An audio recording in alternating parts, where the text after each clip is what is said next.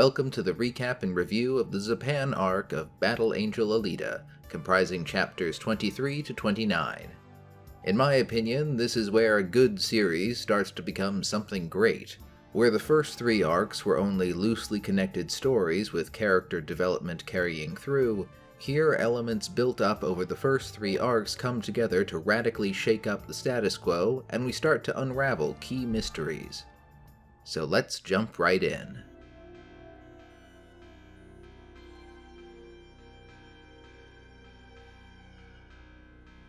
Just to remind you, if it's been a while since you saw my other videos or read the manga yourself, I'll provide context.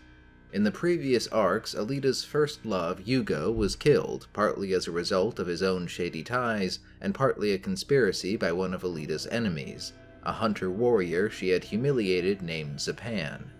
She repaid him by completely destroying his face, at which point he fell off a building and was presumed dead.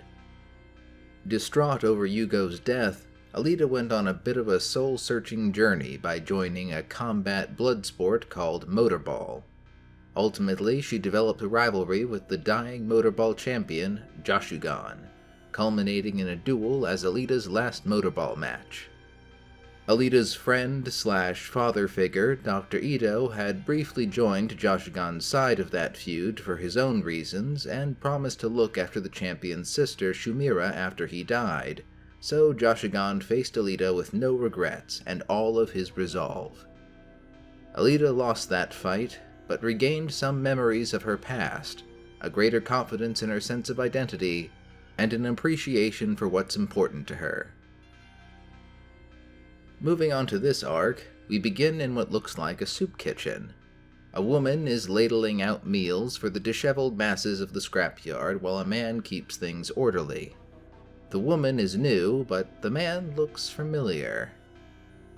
The woman is named Sarah, and she reprimands the man for getting a bit too rough, for which he apologizes.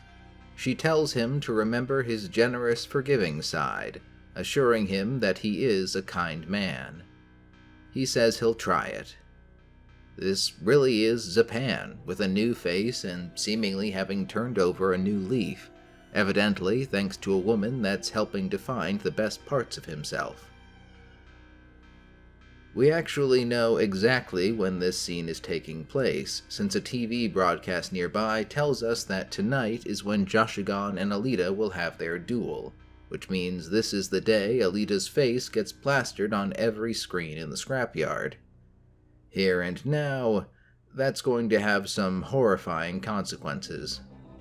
Zapan's eyes dilate, and he breaks out into a sweat at the sight of Alita's face. He falls to the ground in a panic, clutching his face and screaming, drawing the attention of everyone around. He shouts, "Not her!" his eyes fixed on Alita.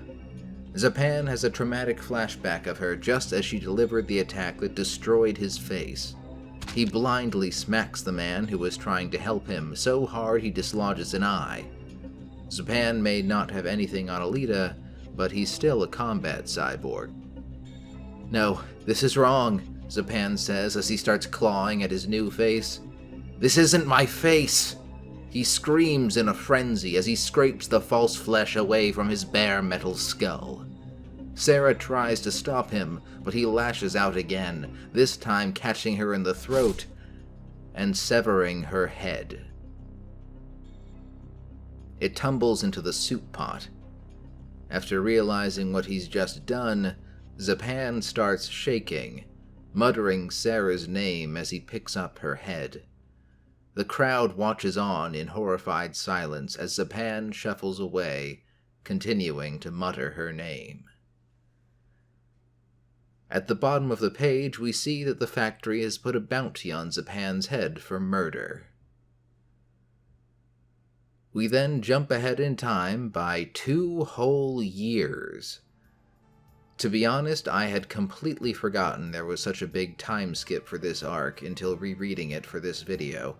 The first 3 arcs all took place within, like, a matter of months max of Alita waking up in the scrapyard with amnesia. Now she's just been living here for 2 years after her fight with Jashugan. Let's see how she's doing. Ito walks down to a familiar street at night, descending a flight of stairs to the Kansas bar. That's the hunter-warrior bar Alita and Makaku wrecked back in the first arc, now apparently rebuilt. Ito is greeted by loud music and Shumira, who gives him a hug. Apparently Ito has lived up to his word of looking out for Shumira following her brother's death. She's begun working at Kansas as a waitress. A small child tugs at Ito's leg, another face from the past. It's Koyomi. She was an infant last time we saw her, but now she's graduated to toddler. Ito asked after Alita, and we see how our battle angel has reinvented herself over the past few years. Playing a keyboard and singing her heart out, Alita is a performer in the Kansas bar now.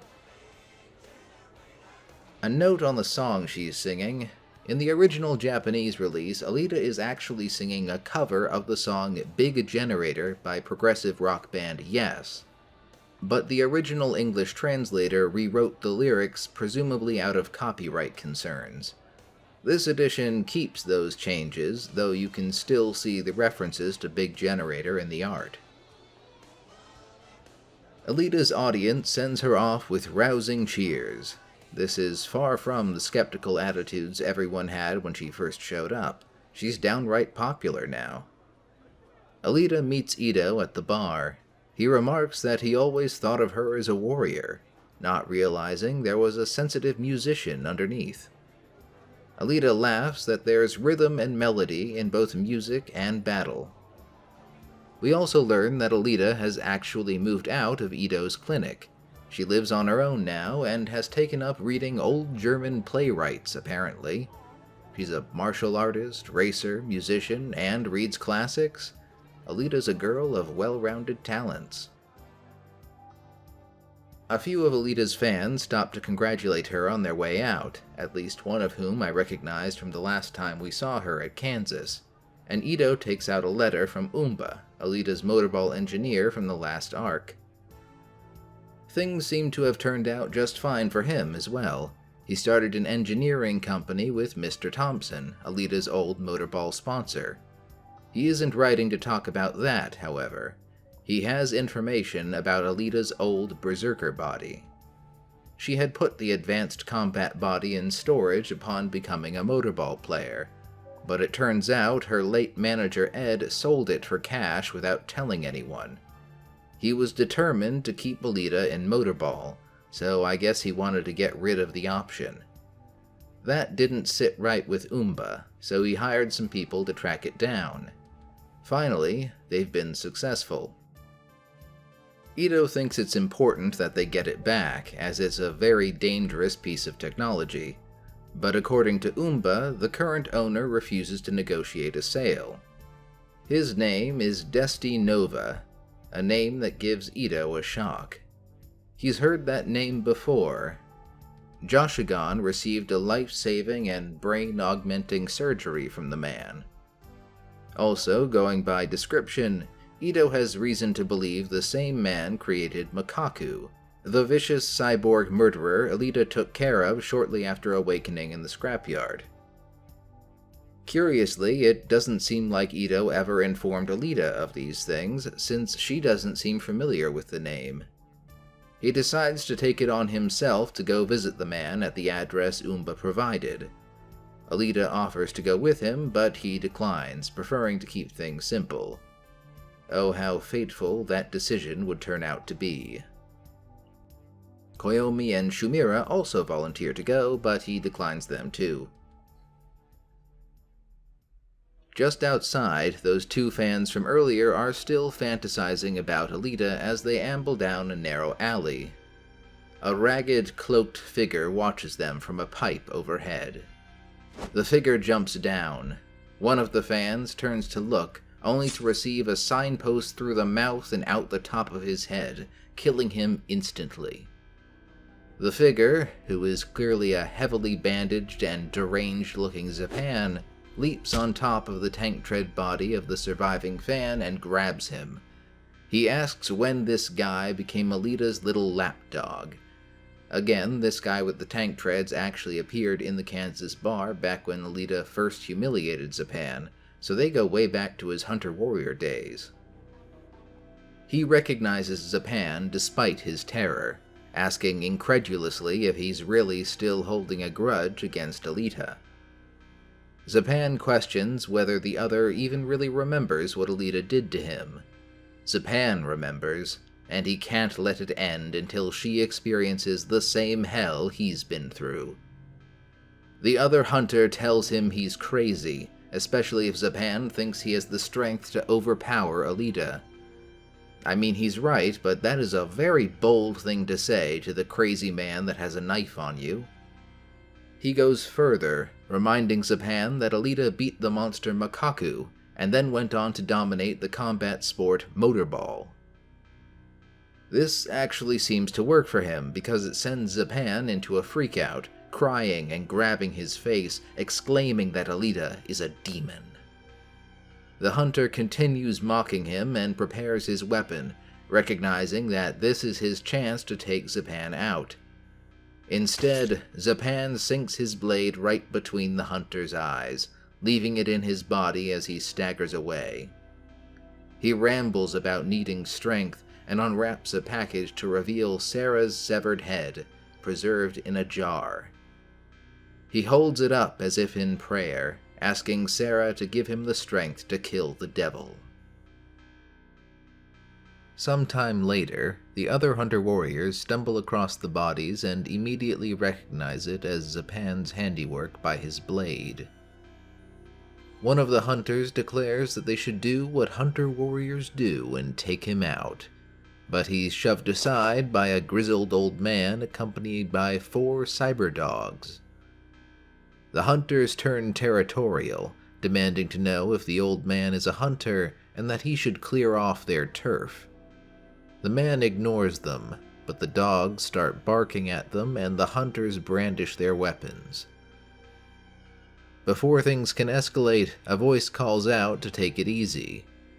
It's Alita, strutting down the alley in probably her most fashionable look. She tells the hunters to knock off the turf nonsense, and doesn't seem to want anyone else involved in this, reflecting that Zapan is probably only after her. She can clean up her own messes. Elsewhere, Zapan is trying to buy some drugs to take away the pain, or kill sadness, as he says. He's short on cash, but she's willing to take other things for payment, namely Sarah's head. Apparently, nothing gets them going quite like female cadavers. Ew. Also, that was very much the wrong thing to say to Zapan, who attacks and seemingly brutally dismembers the drug dealer off-panel. Slumped in the alley, staring at Sarah's head, Zapan reflects that he deserves to die like this. He's just a garden-variety loser. And yet, for some reason, she tried to save him. He can't understand it. She told him it was because his way of thinking was just like her father's. Her father would say that a loser doesn't need sympathy, but who really wins in the scrapyard anyway? So she viewed it as her mission to bring happiness to as many people as she could, no matter how little. Ultimately, she gave up her own flesh and blood for that goal. Zapan starts laughing and crying at what a whore she was, guessing that if she could talk now, she'd say she was happy Zapan cut off her head and had no regrets. But he screams that he will not forgive her. Bit of an aside, but this calls to mind a moment much earlier in the manga from a past arc where Alita was confronted with fears that she might hurt someone she loved by accident because of the power of her cyborg body. Luckily, she never had to deal with that scenario, but that's the nightmare Zapan is living with now, and it's clearly driven him over the edge of sanity. He didn't seem to be particularly well adjusted to start with, so he is a thoroughly broken man at the moment. Back at the Kansas bar, the bartender asks the old man with the dogs if he's Murdoch the Dog Master, who he explains to Alita is one of the greatest hunter-warriors to ever live, a match for old Clive Lee of the White Hot Palm. That's the guy Alita killed by getting him struck by lightning a few arcs ago, so clearly not on her level, I guess. Suddenly, a toddler rushes in. Koyomi leaps up on one of Murdoch's cyberdogs, shouting, "Fang! Fang!" He's surprised, but quickly smiles and pats Koyomi on the head, saying that she's sweet. That's enough for Alita to like him. The bartender explains that Koyomi calls every dog she sees Fang, ever since their old dog died. That was the heroic dog from the first arc. This all seems to help the old man open up. He reveals the woman Zapan killed before he went on the run, Sarah, was his daughter. She was quite a stubborn girl, Murdoch says. If only she'd listened to the wisdom of her dear old dad, she wouldn't have died such a grisly death. Zapan has been on the run with her head in tow ever since. Murdoch looks directly at Alita to make his meaning clear. Zapan is his. Nobody else can have him, not even Alita. We move forward a bit in time as Murdoch's dogs are on the hunt for Zapan. The mad hunter cackles as he runs, but he is soon confronted by a hound. Undaunted, Zapan brandishes what looks like a crudely sharpened metal rod. Then he hears music. It's Alita playing a song. "Long time no see, Zapan," she says. Her mere presence is enough for him to fall down and start screaming. The hounds close and surround Zapan. From above, Murdoch says he's caught Zapan at last. He tells the madman to accept his fate, the damned cockroach, calling the names of his hounds to attack. Loud, Glory, Winner, Fury. The dogs close in, but Alita tells Murdoch to stop.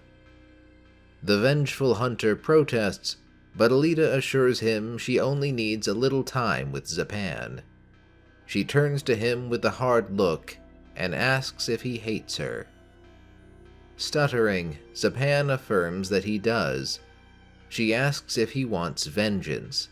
Clawing at his face, Zapan says yes, calling her a bitch and accusing her of ruining his life. Alita turns away, saying that she'll give him one last chance. From now until she finishes this song, he can do as he likes. Murdoch is stunned by this, wondering if Alita is really planning to just let Zapan kill her. I somehow doubt that.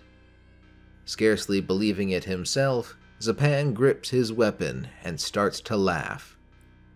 He steps towards her, but she doesn't even look up from her playing. Trembling now, Zapan looms over Alita, thinking to himself that she'll die now, that he'll kill her, but then... Zapan loses all composure, collapsing back into the water and dropping his weapon, shrieking with tears streaming down his face. Alita looks upon this broken man with pity. Then the hounds attack, ripping into Zapan's body and tearing it to pieces. His shredded skull falls away into the darkness. Murdoch says it's over, and goes to pick up the container with his daughter's head inside. It's time to go home. Clutching her remains to his chest, he turns to leave with his hounds trailing after him, whining as if sensing his mood. Alita turns to look at Zapan's remains, remarking that no one bothers to shed tears for a coward. Now you might find it odd that Zapan is killed so early in the Zapan arc, but trust me, hold on and see where this goes.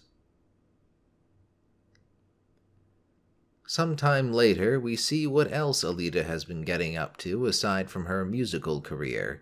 She's teaching defense techniques to the hunter warriors of the Kansas Bar. No wonder they're all such big fans of her now.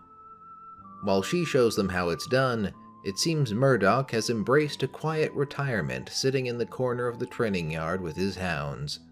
Koyomi toddles up to him to show him a handful of flowers, which he accepts as an indulgent grandpa. It's so sweet it makes my teeth ache. The other hunters are stunned by how quickly the old man went soft now that he's avenged his daughter. Koyomi rushes on by Alita to stop at a makeshift grave, marked with a length of pipe, the grave of her old dog Fang. Alita looks on fondly. Shumira comes outside with a package, a birthday present from Ito. Apparently, it's been 3 years to the day since Ito first found her in a pile of scrap and revived her, giving her this life. Just what is the good doctor doing right about now? Remember, before this Zapan business, he said he was going to visit the person who bought Alita's old Berserker body and try to get it back, since it's a very dangerous piece of technology. He suspects that the same person is from Zalem, like him, and responsible for several suspect surgeries using advanced technology. We find Dr. Ito at the front of a strange-looking building with a bizarre statue over the door. He's rung the buzzer, but nobody is answering the door. Ito doesn't feel he can just leave, so he starts looking around for another way into the building. He's very curious to meet his fellow Zalemite, Desti Nova. In both Jashugan and Makaku's cases, Nova apparently stumbled across people near death and performed life-saving surgery, but both cases had bizarre consequences, and Ito can't help but sense some malice behind his actions. As he rounds a corner into some sort of open garage, a hook swipes out of nowhere and nearly punctures Ito's head, thankfully only taking his hat. The big blustering man with the hook accuses Ito of being a thief and starts swinging at him. Well, he is trying to sneak in. Ito tries to explain himself, but the man isn't listening, so he removes a length of pipe from his coat and strikes the man right in the gonads before bashing him in the head. Ito spins around at the sound of clapping. A man on a catwalk laughs and claps at Ito's performance. He compliments Ito on his worthy sense of cause in counteracting chaos and disorder. He likes him. Ito guesses correctly that this is Desti Nova. Nova confirms and asks who Ito is, being a fellow Zalemite. The man Ito beat moans, and Ito drops the pipe to show he doesn't mean any harm, clarifying that he just wants to talk about buying back the Berserker body. Nova is downright eager to invite Ito inside. There, Nova introduces his assistant and paramour, Eli, a woman who has a downward arrow tattooed on her head because she knows exactly where she wants men to look and it's not her eyes. Despite introducing her as his paramour, Nova doesn't seem to mind when Eli instantly drapes herself onto Ito and all but propositions him on the spot. He simply ushers them further into what I can only describe as a workshop of horrors. Various artificial bodies and brains fill every surface of the room and even hang from the ceiling, each twisted or malformed in some way. 2 mouths attached to a single brain chatter at Ito as an eye set in a hand follows him. A giant head with limbs attached to it wails. Entire human organ systems stare at Ego from hanging glass containers. Bizarre deformed worm creatures with human eyes swim in a tank. All of these minds are insane, Ito realizes.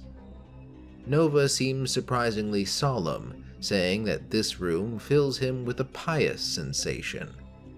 Everything is on the surface here. Love, hatred, open lust, and undeniable madness. Ito can't contain himself anymore, demanding to know the purpose of Nova's research. Nova explains that his area of expertise is nanotechnology, rearranging molecules to make imperceptibly tiny robot servants. That is merely a means, however. Perturbed, Ito asks to what end. Nova explains that he can use his machines to repair wounds and manipulate the body, but again, these are merely means. Again, Ito asks, what is the end? Nova laughs and runs away. He turns and announces that his ultimate goal is to conquer karma itself. What on earth does that mean? Ito demands clarity. Nova ponders if mankind will ever be able to rule its own karma. Indeed, he says there can be no salvation for mankind unless we can bring our karma to heel. Thus, he wants Ito to observe his current experiment. Nova reveals a brain held in a rack and connected to a set of eyes, ears, and a mouth attached to a separate plate. Nova calls the brain to awaken, asking if it can hear him. The eyes open and the mouth groans. Nova explains this brain was severely damaged when his manservant found it. It shouldn't have survived, but he was able to reconstruct it with his nanotechnology, at least to this extent. Baffled, Ito asks why Nova would go to such lengths to effectively resurrect the dead. Nova explains that he does this to test how this brain chooses to fight against its own karma. Ito sees ragged bandages on a nearby table, bearing a familiar symbol. Nova goads the brain, telling it of its luck and demanding to know what it wants, what would bring it satisfaction, what is the desire in his heart. Let us hear the bellow of his soul. The mouth screams a single word. Vengeance. It demands strength. That is what it wants. Ito has realized that the brain is Zapan, though he can scarcely believe anyone could come back from that. Wasting no time, Ito seizes a hammer and tries to end Zapan's second life before he has a chance to do any harm.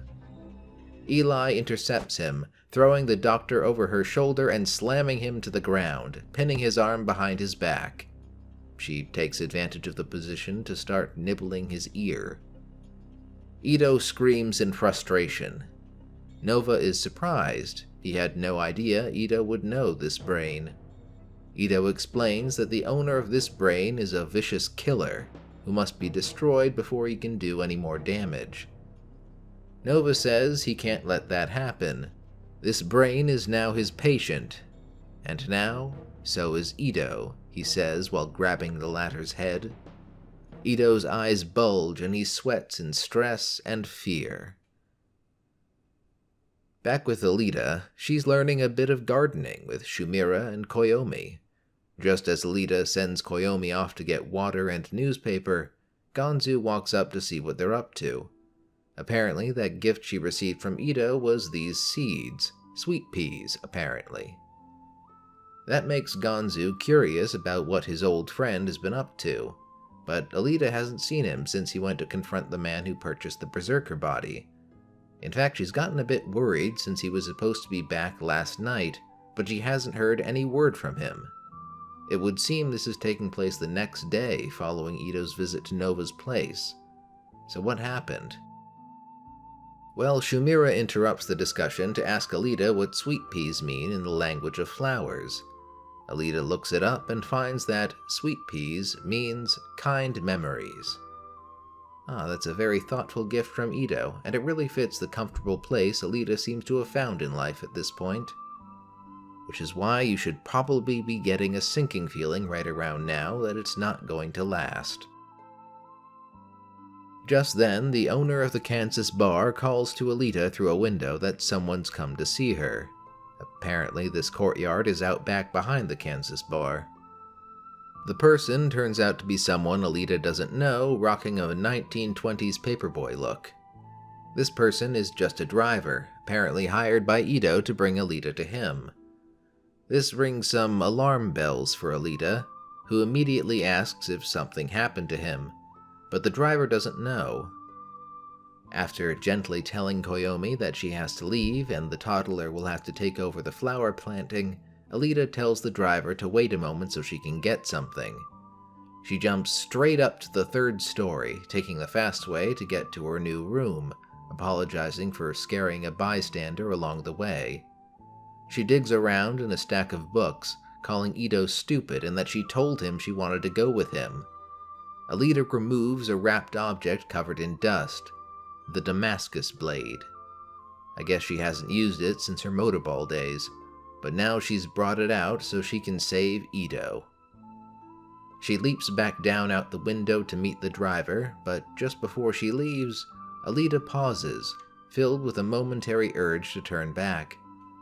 A rush of sentimental feelings overtake her as she watches Shumira and Koyomi plant the sweet peas. Back in the bar, Murdoch, Gonzu, and the bartender are talking about the choice bottles they want to pop open once Ito gets back. Alita is filled with love for these people, and the thought that she would never let anyone hurt them. Meanwhile, back at Nova's residence, Ito has been restrained and is panicking about the syringe Eli is pointing at his face. Nova tells Ito not to worry, it isn't anything malicious, just 10 million restorers, nanomachines that repair damage at the cellular level. This is just his way of patching up Ito's injuries. He's then distracted by dessert, flan specifically, nummy. There's nothing like a good baked flan to clear his mind. Offhandedly, he asks if Ito has any interest in becoming his lab assistant, to which Ito angrily asserts that he does not. Nova explains how he views the world. There are only 2 types of people, the guinea pigs and the experimenters who have the right to use scalpels on the former. He looks on at some poor research subject with an exposed brain and tubes going into his chest. Nova tells Ito that once he knows the secret of Zalem, he'll change his mind, but he can't blame Ito for not being there yet. For now, he's going to give this brain what karma has decreed it deserves. To that end, he was the one that sent the driver to pick up Alita. She should be here within the hour, and Zapan will have his shot at revenge, using this, the Berserker body. Ito is horrified that Nova's really going to give Zapan that thing. Nova simply voices his admiration for the technology. The Berserker is based on the same principles of nanotechnology as his work, but applied in a way conceptually alien to his own. It is, in fact, a living machine composed of countless nanomachines. For whatever reason, these machines have a built-in limiter program constraining their activities, which Nova deactivates with a keystroke. The body abruptly starts to melt is the best word for it, its surface bubbling and seeming to liquefy. Nova clarifies that it isn't melting, this is its true form. He's so excited that he starts trembling. His greatest experiment is about to begin. Ito begs them to stop this madness before it can go any further. There's a saying that you shouldn't tear something down before you understand why it was built. Nova's about to learn why that saying exists. Eli notices something is wrong first. The base of the container for the liquefying Berserker is deforming, as if something is burrowing through it. Suddenly, a tendril bursts out from Nova's terminal, sending his flan flying. Ito braces himself. The whole floor starts to destabilize as tendrils of bubbling nanomachines start forcing their way through the structure, sending everyone scrambling. Ito calls Nova a fool, explaining that what Nova actually just did was activate the body's dormant Berserker mode. The Berserkers were a chaotic tool of terror back in the days of the Space Wars, sent into enemy territory and then programmed to multiply out of control once given the proper external command. Nova realizes he's losing control of the situation and orders his manservant Bazard to cut the power, only for him to be smacked aside and sent flying by one of the rapidly growing nanomachine tendrils. The tendril rams itself into the power box and begins absorbing electricity.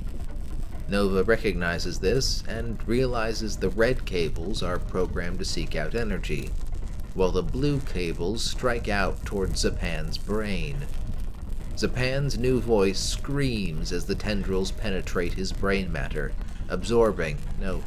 eating his brain.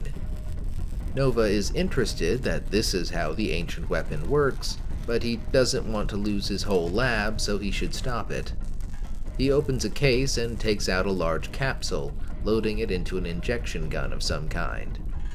Before he has a chance to use it, though, the building's structure begins to buckle. Eli has to push Nova out of the way of a large falling beam. Ito is freed in the chaos, and Nova loses his grip on the injector, which clatters next to Ito's hand. Pinned by debris, Nova explains that the capsule contains cell collapsers created from the Berserker's own cells. Injecting them is the only way to stop this now. He must have created them in case he needed to neutralize the Berserker. That will prove easier said than done, as whatever the Berserker cells are doing seems to be escalating, producing ball lightning in the crumbling building. Then a hand reaches out and plucks one of Zapan's new eyes from the ground. The cells have formed a somewhat coherent body structure, a ghastly torso and partially detached head, groaning and screaming that it could not remember its own face. The eye is placed in the center of its head, right in a familiar mark. Somehow Zapan's personality has survived and seems to have been integrated into the Berserker cells. Though he cannot remember his own face, the thing that was once Zapan says there is one thing he will never forget, his sole purpose in existence now, his deep hatred for the woman named Alita. Ito charges in with a yell, injector at the ready to put an end to this, but we don't get to see that. The sun begins to set as Alita's ride approaches its destination, Nova's abode. They come to a stop, and Alita leaps from the truck as soon as the driver lets her know they've arrived. Right away, it's clear that something is very off. There's a perfectly spherical deformity in the area of the outer wall. Alita observes that the edges of the wall have been reduced to glass as if by extreme heat. The building itself is in ruins, with the roof and most of the walls caved in. A voice calls out to her, saying she must be Alita. It's Nova, wearing tattered clothes, but seemingly not worse for wear. He's sitting on a truck loaded up with lab equipment. He introduces himself as Professor Desti Nova, and laments that she has arrived just a bit too late. He throws money to the driver, misidentifying her as a boy, so she calls him a dick. Nova plans to get out of this town now. Alita demands to know where Ito is and what happened to him. Ito? Nova says, as if he'd forgotten the doctor for a moment. The shadows lengthen as the sun approaches the horizon, casting the professor's features in sharp relief. Bazard and Eli appear, the latter setting down a small metal case. Nova kneels and places a hand on the case. He's here, inside this box. Alita is surprised and confused, or perhaps simply unwilling to accept what she's hearing. She asks him what he means. Nova simply repeats himself. As I said, Ito is in this box. Eli remarks that Alita doesn't seem too bright. She picks up the case and puts it in Alita's hands, telling her to look for herself. Hesitantly, Alita cracks open the lid and quickly slams it shut. Eli takes the case back as Alita begins hyperventilating, apparently experiencing a panic attack. Nova surmises that she's suffering from endorphin withdrawal. Alita manages to stutter out that this is nothing but lies. It isn't true. Nova assures her that it is true, as he opens the box once again to show her. Ito is dead. Nothing remains but his partial head and hands gathered into a bag. Alita falls to the ground, looking around in an unseeing state of shock and asking why. Eli seems to want to show what an awful person she is. She says that she loves watching people fall into mourning and walks right up to Alita. Eli leans over her and eggs her on to cry, with Bizarre close behind.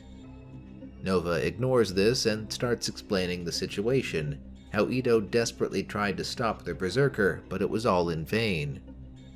He's abruptly interrupted by sudden violence. Eli and Bazard keel over with massive slash wounds, gushing blood. Alita advances on Nova, the bloody Damascus blade in one hand and its wrappings in her teeth. She growls through her clenched teeth that Nova did this to Ito.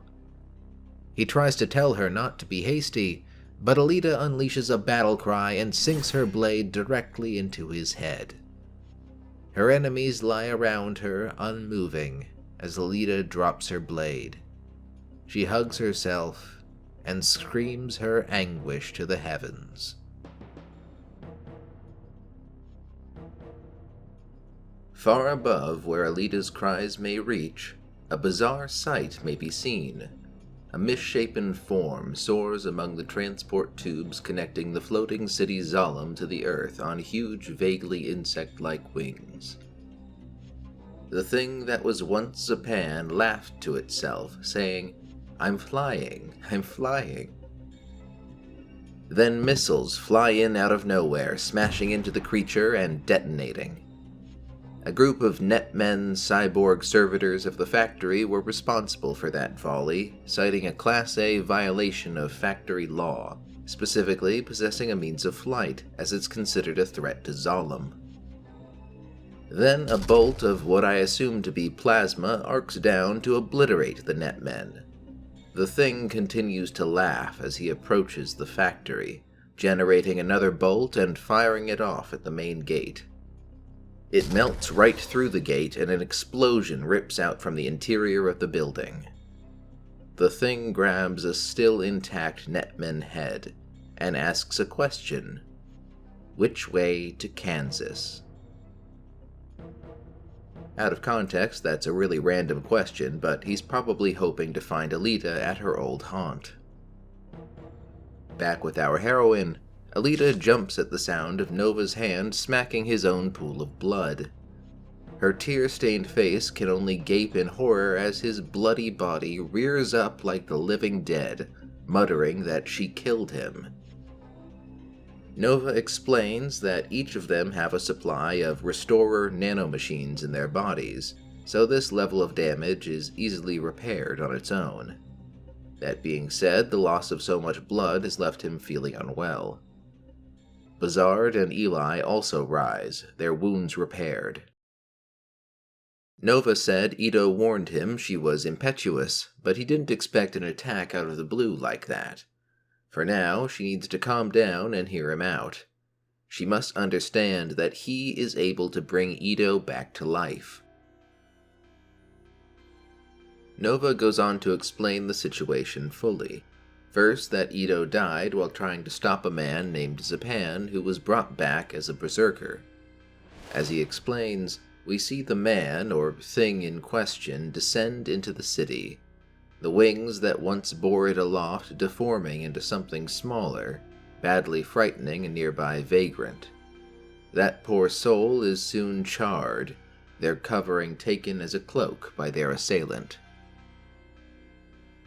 Nova explains that the Berserker body is currently outputting 120% power due to Zapan's madness. Its form is shaped by his imagination, and as a byproduct can create that electric ball lightning effect seen earlier, with a temperature of many thousands of degrees. He lives solely for the purpose of vengeance against Alita, and we see he is approaching the new Kansas bar. Alita is still stuck on the fact that Zapan is somehow alive. I'll note that Nova does not actually bother to explain that he was the one that brought Zapan back in this conversation. Instead, the professor explains that she is fated to fight against Zapan, for he is her karma made flesh. Alita created that monster, and he thinks she'll agree if she thinks about it honestly. Alita has no words. He does have a point in that Zapan's current mental state is largely a product of how far Alita went in humiliating and breaking him, no matter how well deserved, cycles of violence and all that.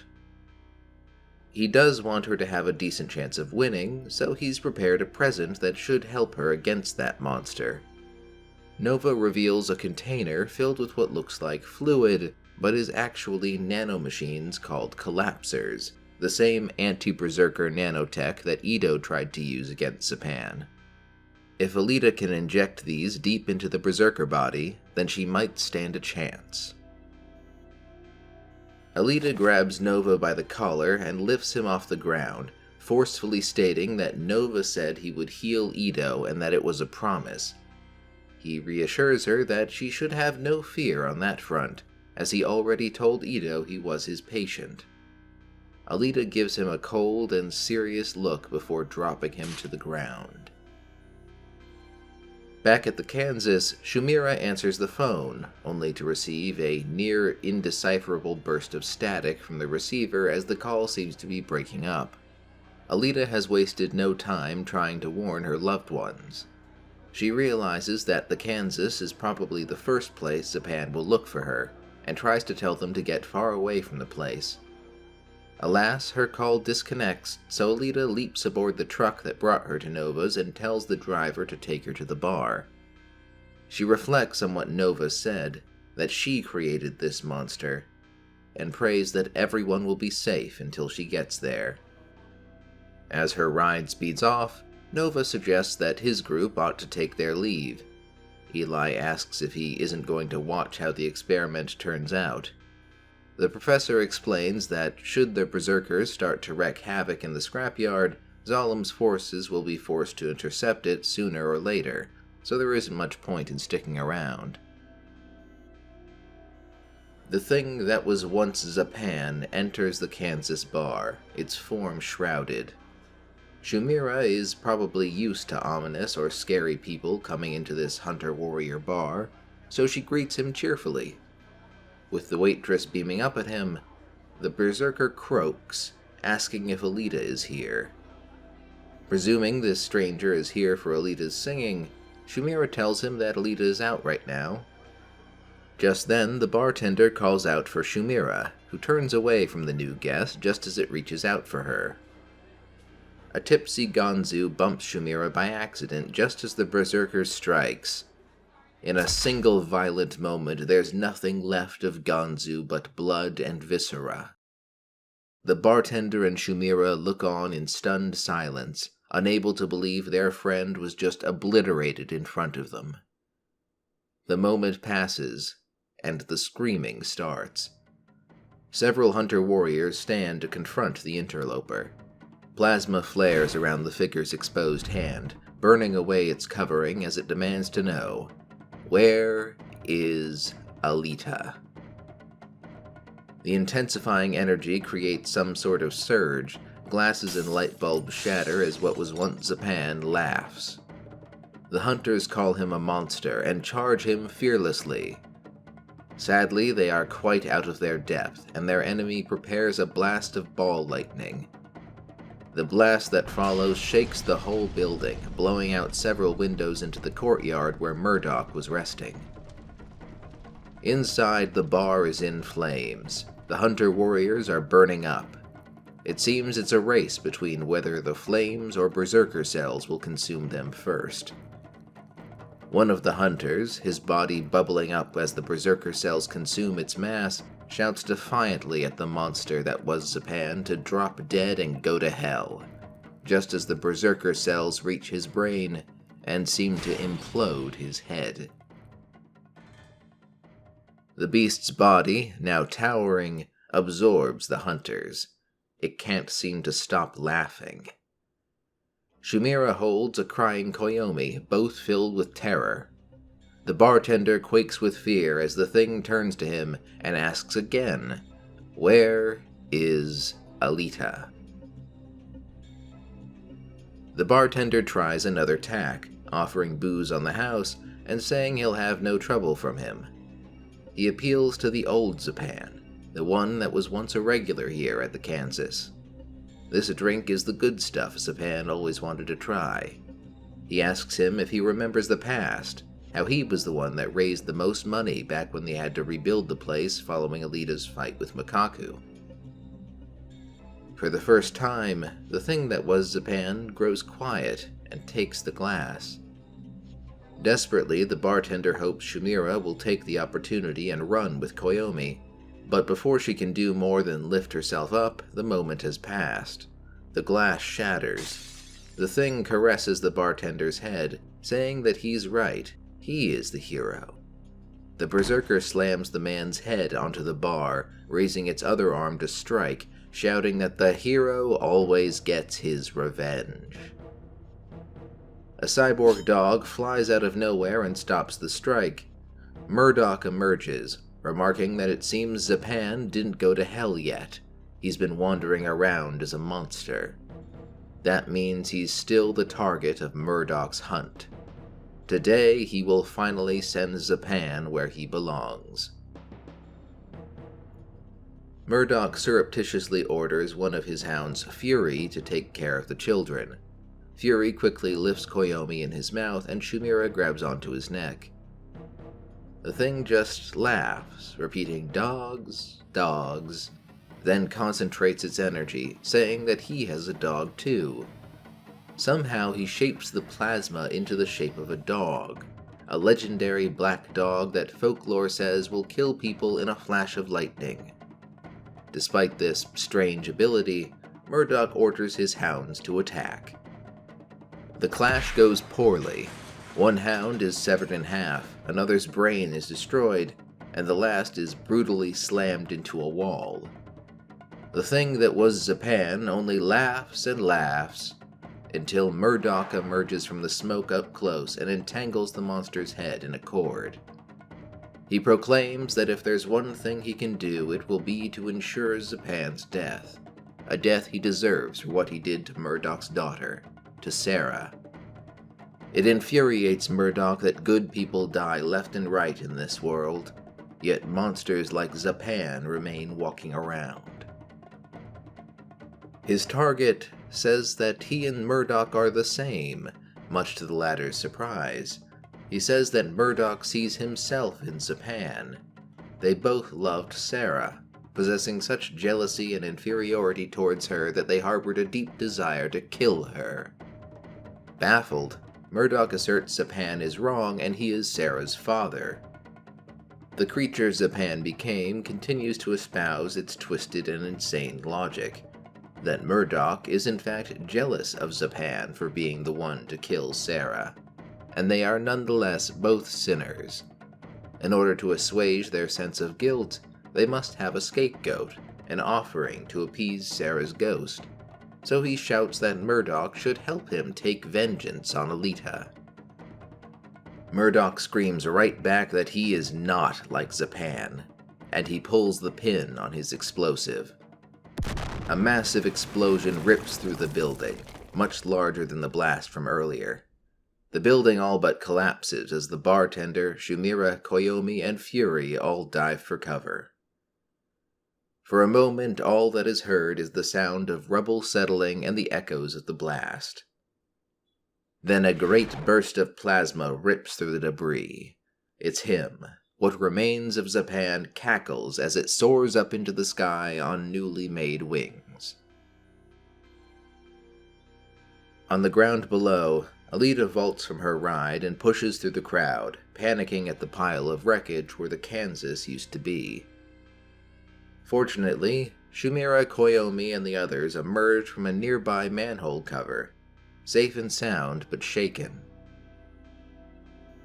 Alita rushes forward to greet them, expressing how glad she is they're safe, but the bartender stops her from approaching. He says all of this, what's happened to them and the bar, is because of her. Alita is rocked back on her heels by the accusation. As we enter the next chapter, we see that the Kansas was not the only location precious to Alita to be targeted by Zapan's vengeance. Dr. Ito's clinic erupts in flames, and not just the clinic, but seemingly several surrounding buildings as well. The thing emerges from the fires, calling out, "Where are you, Alita?" It crackles with energy as the area around it is completely demolished. In the face of such wanton destruction, the factory cannot help but respond. Scrapyard residents are shocked to see a whole squad of multi-missile launcher-equipped netmen and a larger artillery vehicle piloted by a deckman rolling down the street. Zalem is taking this seriously. Anti-terrorism weapons are authorized. They locate the target and fire. The Berserker is able to project a field of plasma that repels or deflects the brunt of the barrage. The explosions lit up the scrapyard like daylight, filling the area with fire and smoke. Yet it all did nothing. The thing that was once Zapan emerged from the flames unscathed. It projects a ball of plasma that rips back towards the factory enforcers, tearing them to pieces and causing yet more destruction. And thus the night went on. The following day, Alita has remained by the rubble that was once the Kansas bar. The driver has stuck around, remarking that it's actually oddly refreshing for things to get busted up, which is a pretty tactless thing to say. Alita has too much on her mind to pay attention. She's seemingly making preparations and dwelling on what both Nova and the bartender told her that night. And yes, it bugs me as much as you that I don't have a proper name for this character and have to keep calling him Bartender. Despite being a pretty significant recurring character, especially in this arc, he is never referred to by name by any other character in this series. At any rate, Alita thinks back to last night. The bartender ranted, saying everything was fine before Alita came around. Even Zapan was alright. He tells her to just leave them in peace. Alita is unable to muster a response. The bartender picks up his daughter, Koyomi, and tells Shumira and Fury to follow him as they leave. They have to build back up from nothing once again.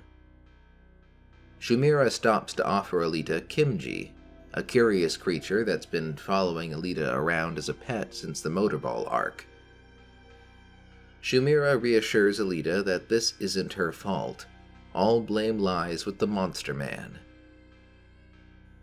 Shumira asks where Ito is, which gives Alita pause, but she manages to muster a smile, telling her that she's sure Shumira will see him again someday. The bartender calls out to Shumira, and Alita tells her to take care. Back in the present, Alita is filling a container with a gasoline can and remarking that she's really alone now. After all this time, Ito and everyone else she loved is gone, one way or another, in the span of a single day, so she really is alone. Alita reflects that up until now, she's always done what she thought was right to the utmost of her ability. So how did things turn out so badly? The driver offers her 2 cents. She thinks it's simple. When you're superior to other people, you breed enmity. Alita probably wasn't expecting a response to her question, as she was just talking to herself, and so asked why. The driver just calls her dense and tells her to knock off the doom and gloom. There's nothing that annoys her more than people moping over things that are already done with. People that tie themselves down with guilt and responsibility and all that crap make her sick. Humans are meant to be free, so if something's tying you down, you should just turn tail and fly away from it. The driver even offers to help Alita, to drive her to the ends of the earth in her little truck to find a new place to live, a new job, and a new man to spend her life with. Alita smiles at the offer, supposing the driver might be right. She turns her attention to her current task. She was using that gas earlier to clean the disassembled parts of a gun. She finds herself asking what the men important to her would have done in this situation. What would Ito have done? What would Yugo have done? What would Joshigon have done? She has no answers. The firearm assembled, The driver asks where she got it, as guns are very illegal in the scrapyard. Alita just says it was a birthday present from a real sick bastard. Nova had instructed her to load the collapsed substance into hollow rounds. By shooting these deep into the Berserker body, she might be able to stop Zapan. Holding the gun stirs some sense of memory in Alita, as if it isn't her first time holding one. It feels like an old familiar friend. The driver incredulously asks if Alita's really going to try to fight that thing.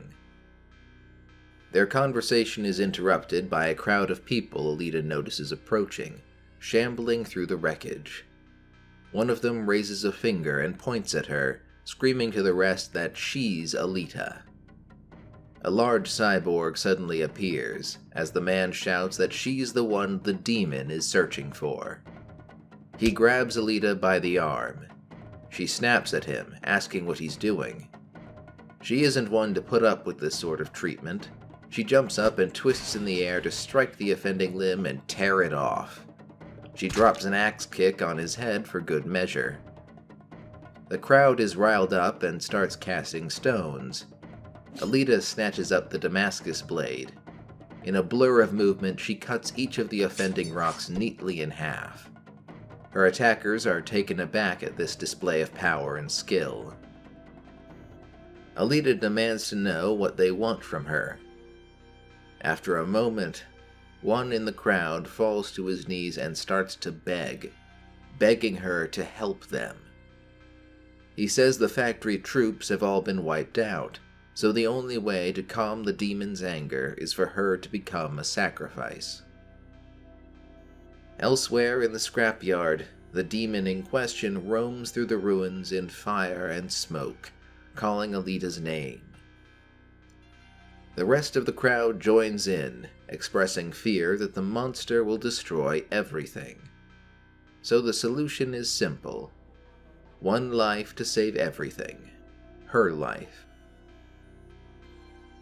Alita realizes they want her to die in their place. The driver shouts at the crowd, asking if they have no shame. Evidently not, as they begin shouting and begging Alita on their knees. She can only look on with a somber expression. She wonders if this is how weak and how lowly the human mind can be. Why do they not fight to conquer their weakness? Why do they accept their weakness and find solace in it?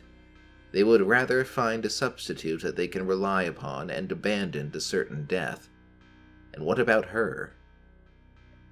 The driver shouts at Alita to forget about them. Who cares what they think? But Alita ignores her. The driver and the crowd look on in surprise as Alita walks through them, armed and prepared to face her fate. The goat will carry on itself all their sins to a remote place, and the man shall release it in the wilderness. Leviticus. This is describing the very literal historic practice of scapegoating, a goat symbolically carrying the sins of the community off into the wilderness to die, and thus cleanse the community. It seems Alita has accepted the role, but judging by the look on her face, she has no intention of meekly submitting to death. A familiar melody echoes through the ruins of the scrapyard in the morning light. Zapan recognizes it. He knows it's Alita, and she must be calling for him, summoning him to her. He bursts through the rubble in agitation, laughing insanely as he goes. This is the same song she played back then, when she gave Zapan a chance to strike her. Back then, when he tried to attack Alita as she stood defenseless, it was like a mirror reflecting his own hideousness, the last thing he wanted to face. He saw himself, weak-minded, twisted by envy and hatred, monstrous to behold. In that moment, this mournful melody pierced him to his core. Unable to control his terror and sentimentality, Zapan had lost control to himself and cried like a child. "But now," the creature that was Zapan says as he pushes towards the source of the music, He no longer possesses the heart needed to cry. All of a sudden, it shudders and groans, choking down a mass of Berserker cells that threaten to burst from its mouth. Shaking, it says, "Not yet." The Berserker cells were intended to rampage behind enemy lines. It seems what remains of Zapan's mind is reaching its limit in terms of keeping them under control. Seated behind a slab of rubble, Alita continues to play her song, awaiting her foe. The creature that was Zapan says that once he has reduced Alita to a bloody pulp, he will be eradicated from this body. The Berserker body will rampage under its own will until the whole city is destroyed. He cannot stop it. Not that he would. In fact, it is his final wish. He punches the rubble where the music seems to be coming from, shattering it, but he's fallen for one of the oldest tricks, a decoy. Alita set up a remote-controlled puppet. Behind him, Alita rises from a pile of rubble. Ito's rocket hammer reared back for a powerful overhead strike. "Eat this," she shouts.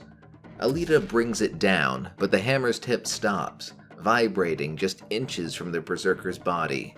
It seems he's using the magnetic field generation capability of the Berserker to repel the attack. That won't stop her, though. Alita switches on the hammer's rocket function. The weapon surges out of her hand and blasts through the enemy, ripping a hole through its torso. The monster falls back to the ground. Still airborne, Alita takes out her gun, loaded with the collapser. She lands in the Berserker's chest and levels her weapon at its head. She calls Zapan a naive fool if he really believed she would offer herself up as a sacrificial lamb for the slaughter. She's not forgiving enough to give a coward what he wants. Before she can fire, a tendril of Berserker cells pierces her arm, throwing off her shot so that it misses the monster's head. Her arm warps as Berserker cells consume and replace its materials. Alita drops the gun and whips up the Damascus blade to slice off her infected arm. She backflips out of the way as a ball of plasma blasts through where she was standing. Some distance away, Kimji, that little creature that's been following Alita for 2 years, watches the fight intently as the two battle through the ruins of the Scrapyard. The fight can be heard even further away at the refugee camp that Shumira and the others have found their way to. The residents can only look on in dread as the battle rages, some praying to Zalem above for salvation, and others wondering why the Hunter Warriors or the factory or someone hasn't solved this yet. Shumira weeps. The bartender bounces Koyomi on his knee and assures Shumira that the fighting is far away and they're safe. That isn't why she's crying. She says that she doesn't have the bravery to be a sacrifice for everyone else, but Alita is fighting for everyone. She calls herself pathetic and says she's tired of being a crybaby. The bartender is speechless, and Koyomi looks on the verge of tears herself. A passerby stops and suggests that if she really feels that way, maybe she could help serve soup to the needy. The prospect of doing something truly helpful is enough to raise Shumira's spirits. Back in the fight, Alita is down an arm and takes cover behind a piece of rubble. She feels movement below and quickly moves out of the way of a tendril attacking from the ground. She attempts to slice the searching limb, but receives an electric shock for her trouble. Stunned, Alita isn't able to react as the tendril whips out, catching her in the midriff and slamming her against a wall. The wall collapses and Alita finds her legs pinned by the debris. She's unable to move as the Berserker advances upon her, saying it has her now. Alita tries to chip away at the fallen concrete, to no avail, as the creature that was once Zapan promises to bury her and with her his shameful past of humiliation. Suddenly, Alita notices the gun, fallen not too far away. She acts fast. Even as her foe advances with a handful of burning plasma, bidding goodbye to his sin, his evil, and his regret if only he kills her, Alita is undaunted. She rips the Damascus blade through her own abdomen, severing herself from her pinned legs as the attack closes. Alita is sent flying as the Berserker tears a crater into the ground. He looks around in confusion to see her a short distance away, gun in hand and blade held in her teeth. She fires twice. The shots hit the monster in the head, but as we move into the penultimate chapter, she pulls the trigger again and the gun clicks. The monstrous form of the Berserker looms over her, eclipsing the sun. He starts to laugh, grabbing his head in a deranged fit. Something is wrong. The collapser isn't working. Another tendril of Berserker cells snakes around Alita and snatches her up. Alita is confused. She shot him with the collapser, which should have neutralized the Berserker cells. Instead, her foe continues to laugh and mocks her for thinking she could kill him with flimsy little bullets. As he prepares another bolt of plasma, Alita wonders if Nova lied to her. The gun falls from her fingers. Speaking of the professor, he and his cronies have made good time getting out of the scrapyard by now. As their truck speeds away, Nova guesses that Alita's fight with Zapan is reaching its conclusion now.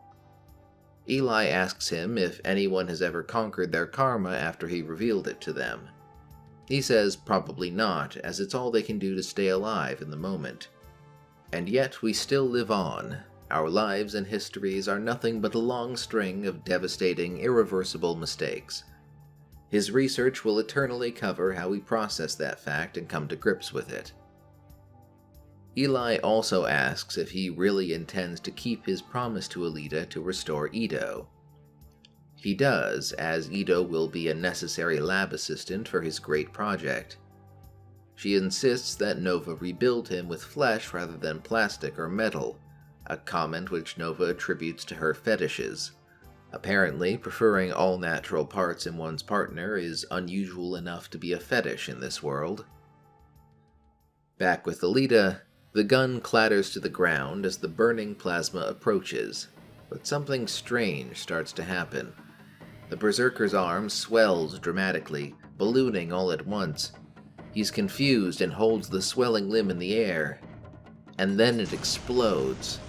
The collapsers are working. Alita takes her chance. She launches herself out of the loosened tendril's grip and arms herself with the Damascus blade. Alita flies through the air at her foe and sinks the blade deep in his throat. He screams in pain. Alita shouts at Zapan that he's lost. The effects of the collapser have begun devouring the Berserker body, and it won't stop until he's gone. He'll soon be ancient history.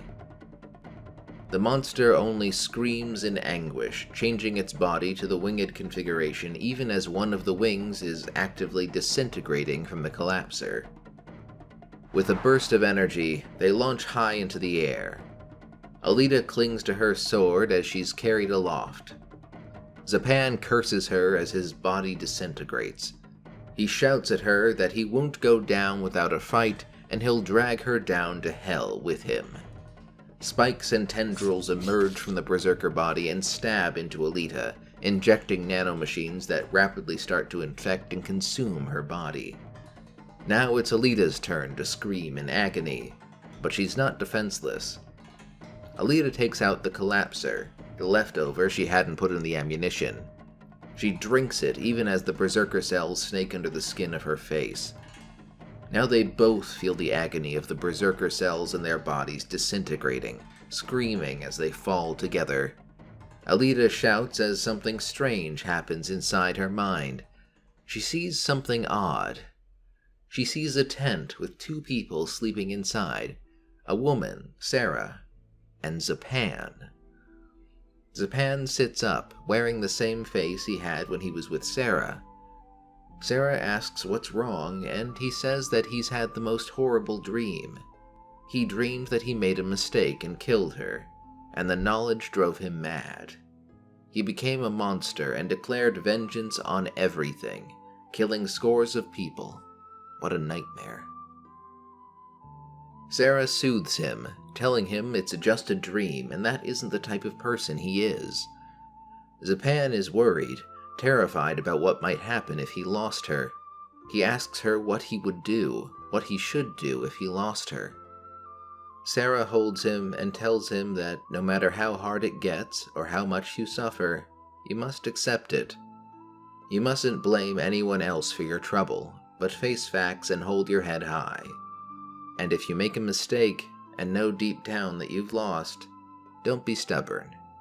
Your value is not tied to what you've won and lost in life. The final thought, which might be Zapan's or a delusion, says, I know that better than anyone. In the real world, the last of Zapan disintegrates in agony as Alita plunges down to the scrapyard below.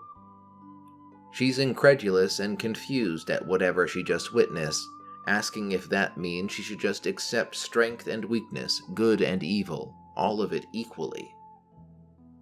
Then, just before the ground rushes up to meet her, some part of Alita must have gained control of the remaining Berserker cells in her body and given them form. A pair of angel wings arrest her descent. Alita says she can't accept things the way the vision said she should, not with her pathetic heart. The wings disintegrate, and Alita falls to the ground. Her body is torn to pieces and ravaged, but Alita is alive. She struggles to raise her head and realizes she's landed in a familiar place.